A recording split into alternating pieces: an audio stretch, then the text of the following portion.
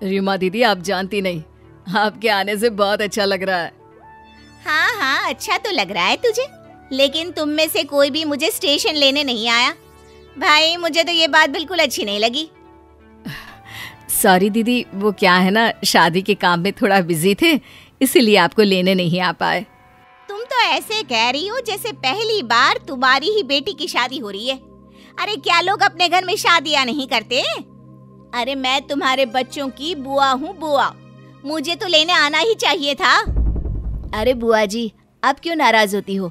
मैं हूं ना आपका भतीजा। अब आप यहाँ आ गई है ना, मैं आपका पूरा ख्याल रखूंगा। ऐसा है रोहन बेटा, मैं तुम्हारी मीठी मीठी बातों में नहीं आने वाली। आजकल के बच्चों को अच्छी तरह जानती हूँ मैं। रीमा बुआ, अब जाने भी दो ना। आपको पता है ना, आपके आने से मैं कितनी खुश हूँ। अच्छा ठीक है ठीक है, अब जल्दी से मेरे रहने के लिए कमरा साफ करवा दो। भाई मैं यहाँ रिश्तेदारों की भीड़ भाड़ में नहीं रह सकती। अब हाँ दीदी, क्यों नहीं, आपके लिए तो हमने ऊपर वाला कमरा पहले ही खाली करवा दिया है और अच्छी तरह साफ सफाई भी करवा दी है। ऊपर वाला कमरा क्यों? तुम चाहते हो कि ऊपर जाकर मैं अपने कमरे में ही बैठी रहूं और शामिल ही ना हो पाऊं किसी रस्म रिवाज में? अरे नहीं नहीं रीमा दीदी, ऐसे तो कोई बात नहीं है। आप खुशी की बुआ हैं, भला आपके बिना कोई रस्म कैसे हो सकती है? तो फिर ऊपर वाला कमरा मेरे लिए क्यों साफ करवाया? मैं यहीं रहूंगी नीचे। लेकिन रीमा दीदी, यहाँ पर रिश्तेदारों की भीड़ भाड़ है और अभी आप ही ने तो कहा कि आपको भीड़ भाड़ में रहना पसंद नहीं है। हाँ बुआ जी, ऊपर वाला कमरा बिल्कुल शांत और साफ सुथरा है, वहाँ आपको कोई डिस्टरबेंस नहीं होगा। अच्छी तरह समझती हूँ तुम लोगों को। मेरी वजह से होने वाले डिस्टरबेंस से डर लग रहा है ना? अब मेरी आदत है सारे रस्म रिवाज में रोक टोक करने की, और इसीलिए तुम्हारी माँ चाहती है कि मैं ऊपर वाले कमरे में जाकर रहूं। लेकिन ऐसा कुछ नहीं होने वाला, मैं यहीं रहूंगी नीचे।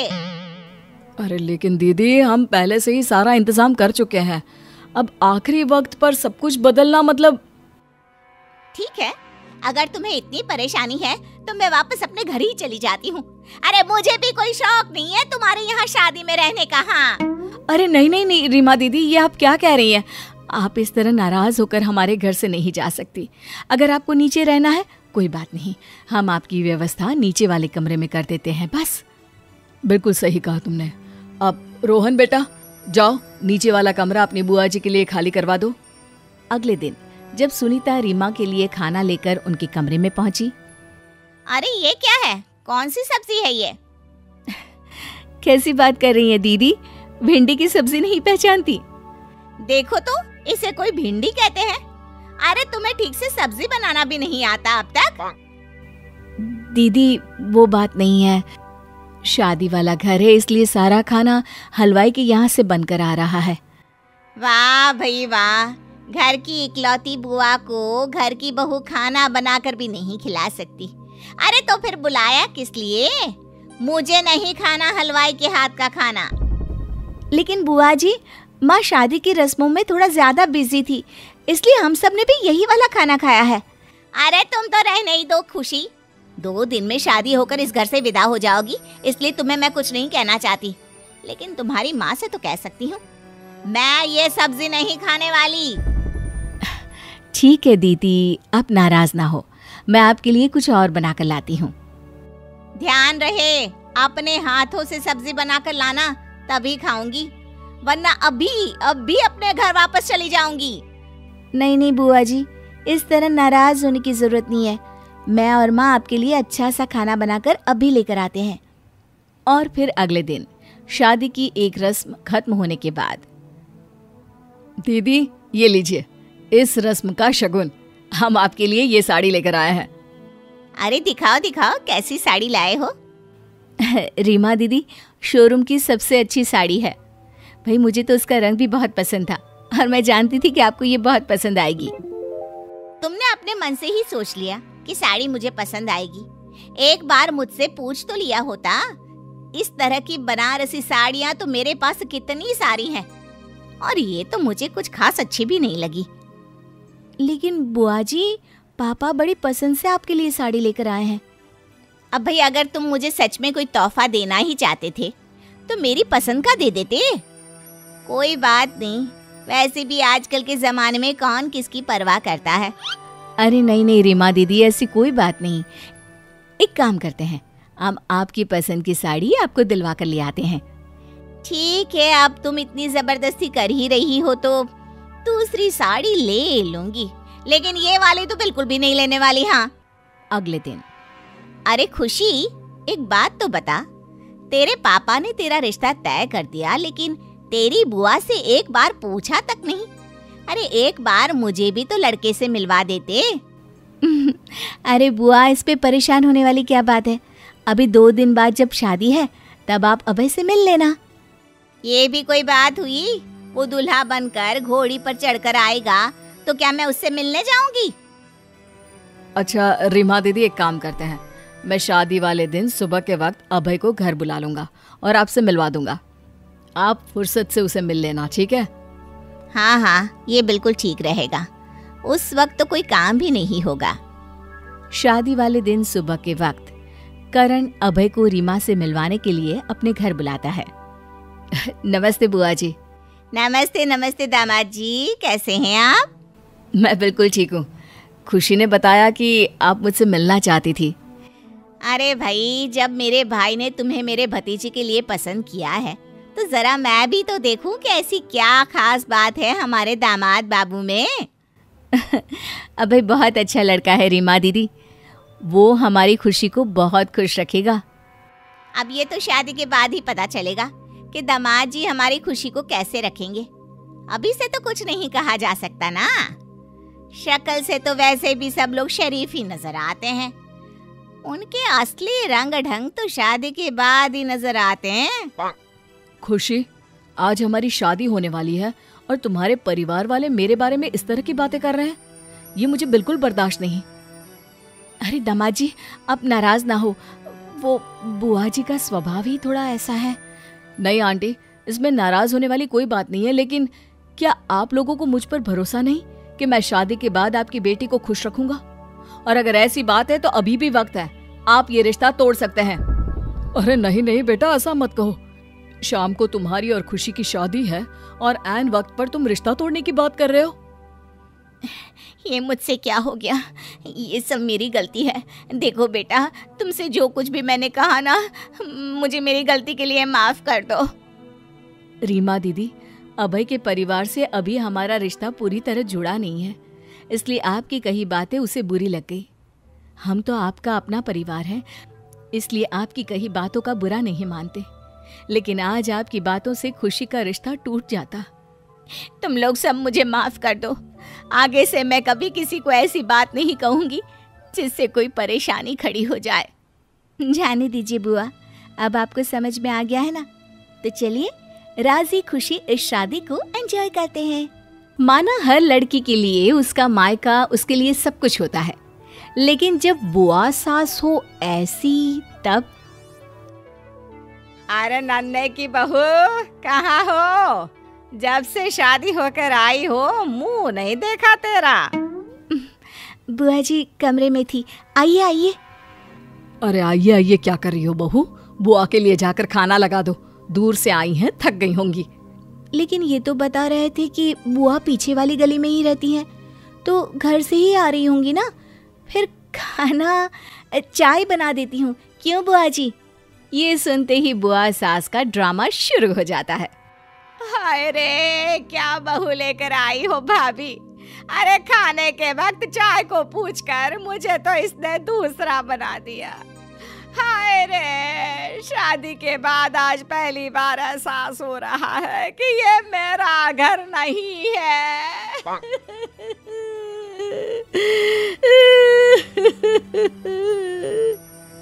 तभी सास की सास आ जाती है। अरे क्या हो गया मेरी गुड़िया को? क्यों रो रही है मेरी लाडो रानी? ये नन्हे की बीवी को देखो ना, क्या कह रही है माँ। बोल रही है खाना क्या खाना। नन्हे की बहू, क्या हो गया? ये हमारे घर की बेटी है, दुनिया कहीं भी हो तुझे इसे पूछना है बस। जानती है कितनी मन्नतों के बाद बेटी दी थी ऊपर वाले ने, और तू उसे खाना नहीं पूछ रही है। अरे दादी क्या हो गया, अब शाम के 5 बजे तो चाय ही चलती है ना, काहे बात का बतंगड़ बना रही हो? हाँ हाँ नन्हे, बचपन में जब छोटा था तो मैं ही तो थी तेरी सुसु पट्टी साफ किया करती थी, ये दिन देखने के लिए ना। घर में बढ़ता तमाशा देखकर बहू तुरंत माफी मांग लेती है। माफ कर दीजिए बुआ जी, गलती हो गई, मैं ना आगे से ध्यान रखूंगी, अब भी खाना लगा देती हूँ मैं। बुआ सास बैठकर खाना खाती है और फिर, ये क्या है माँ, आज ना पनीर ना आम रस, और तो और ये रोटी, अरे मक्खन तो ऐसे लगा है जैसे सोना। अब क्या कहना आजकल की बहुओं का, हमारी बहू को तो हमने कंट्रोल कर लिया, लेकिन अब ये तो नन्हे की अम्मा जाने ना कि कैसे बहू को बांध कर रखे। बहू को दादी सास की बात सुनकर गुस्सा आ जाता है। क्या माँ जी, कैसी बातें कर रही हैं आप? मैं क्या कोई कुत्ता बिल्ली हूँ जो बांध कर रखा जाएगा? बहू की बात सुनकर सास में भी साहस आ जाता है। वही तो, बहुओं को तो इस घर में कुछ समझा ही नहीं जाता। अब बेटी को जो सम्मान दिया जा रहा है वैसे ही बहुओं को दिया जाए तो बात बने ना। क्या क्या कहा? अरे कौन सा सम्मान नहीं दिया? बेटी से प्यार करना गुनाह है क्या? अरे रहने देना माँ, मैं तो पहले ही कहती थी कि भाभी ठीक नहीं है, पर तू थी कि मेरी बात मानती ही नहीं थी। अब देख कैसे बहू का साथ दे रही है। अच्छा, तो आप मेरे लिए ये सब बातें कहती थी मेरी सास को? वाह दीदी वाह, बेटी की तरह मान सम्मान दिया, घर के पास घर दिलवा कर दिया कि चलो आना जाना लगा रहेगा। लेकिन नहीं जी, अब तो साफ लड़ाई होगी, आर या पार की लड़ाई। बस मेरी गदाधारी भीम सास, बस करिए, आज के लिए इतना ही काफी है। बुआ सास देखती है कि उसके कारण घर का मामला बिगड़ रहा है, वो वहां से धीरे से निकल जाती है। लेकिन घर का माहौल वहां तो आग भड़क चुकी है। सभी के जाने के बाद सास के कमरे में बहू आती है। माँ जी, मैं कमरे में आ सकती हूँ? अरे आजा आजा अर्पिता, खाना खा लिया बेटा? तू भी सोच रही होगी कि कैसे घर में शादी करा दी तेरे पापा ने। बिल्कुल सही जगह हुई है मेरी शादी माँ। मैं तो आपको थैंक्स बोलने आई थी कि आपने मेरा साथ दिया, नहीं तो। अरे थैंक्स तो तेरा है बहू, इतने सालों से मैं पिस रही थी, कोई तो है जो आवाज उठा सकता है। वैसे माँ, ये बुआ जी रोज क्यों आती हैं यहाँ पर, और यहाँ आकर वो ऐसे क्यों करती हैं? वो क्या है ना, इस घर में बेटी नहीं होती थी, मेरी सास को बड़ी मन्नतों के बाद बेटी हुई। मेरा भी एक ही बेटा है और तू तो अब आई है। ओह, तो बेटी को सर पर चढ़ा रखा है दादी ने। यही समझ ले, और अब मेरे बाद तेरे सर पर भी चढ़ने की तैयारी में है। तभी बेल बजती है और बुआ सास घर के अंदर। अरे माँ, क्या बनाया है रात के खाने में? वो क्या है ना, घर में खाना बनाने का मन ही नहीं कर रहा था तो। अरे अरे मेरी रानी बिटिया, ये भी कोई कहने की बात है, कितनी देर बाद आई बेटा। अरे बुआ, अभी गई नहीं आप? चलिए मैं आपको छोड़ाता हूँ, उसी तरफ जा रहा हूँ। चुप कर, 4 कदम में घर है मेरी बेटी का, तू क्या छोड़ने जाएगा? और वो अभी अभी तो आई है। जा, तेरी बीवी को बोल कुछ बनाया हो रात के खाने के लिए तो पैक करके दे दे गुड़िया के लिए। तभी वहाँ अर्पिता आ जाती है। अरे बुआ जी, आप? अभी तक तो हम लोगों ने कुछ नहीं बनाया है, वैसे दिन की सब्जी बहुत है, वही चलने वाली थी, चाहिए तो पैक कर देती हूँ। अरे शर्म कर बहू, बासी सब्जी देगी मेरी बेटी को? जा जाकर मटर पनीर बना ले। कैसी बात कर रही हैं माँ जी, अब कौन खाना खाएगा? अब दीदी को खाना बनाने का मन नहीं करता तो? लाइए बुआ जी, मैं आपके लिए फोन में वो वाला ऐप डाल देती हूँ, जिसे क्लिक करते ही मनचाहा खाना आपके घर पर आ जाएगा। अरे बस बस रहने दे, ज्यादा स्मार्ट मत बन। घर मेरा भी है, माँ जिंदा है मेरी अभी। अरे रहने दे, किन लोगों को बोल रही है बेटी? ये लोग तुझे इस घर में बर्दाश्त ही नहीं करते। नई नई बहू आई है पर उसके तो पर लगे हुए हैं। हाँ माँ, तो कर दो ना बंटवारा, अभी तो तुम जिंदा हो। वैसे भी एक मकान में लड़का लड़की दोनों का बराबर हक होता है। हाँ हाँ कर दीजिए, हम सुकून से तो रहे। और हाँ माँ जी, देख लीजिए, एक ही घर का बंटवारा करके आप किसके पास रहेंगी? अरे यही सुनना बाकी रह गया था। अब तो मैं इस घर में एक पल ना रहूं। गुड़िया बेटा, मेरा सामान पैक कर, मैं आज से तेरे घर में रहूंगी। आस पड़ोस भी तो देखे कि कैसे सास को बहुओं ने घर से बाहर निकाल दिया। चल गुड़िया, चल तेरे घर चलते हैं। माँ की बात सुनते ही बुआ सास की हवाइयाँ उड़ जाती हैं। वो सोचने लगती है कि माँ को घर ले जाने का मतलब मायके का सुख गया वो तो गया, घर में जो काम करना पड़ेगा सो अलग।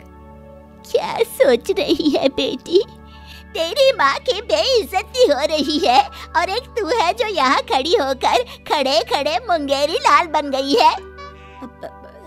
हाँ वो क्या है ना माँ कि मैं ना अभी तो घर जा रही हूँ। अरे मुझे अभी अभी याद आया कि गैस पर दाल रखी है, वो सीटी की आवाज आ रही है ना। अच्छा माँ, मैं बाद में आती हूँ। हाँ। बुआ सास वहाँ से 9-2-11 हो जाती है। अरे अरे गुड़िया, कहाँ जा रही हो? माँ जी रहने दीजिए ना, आप अपना घर देखिए।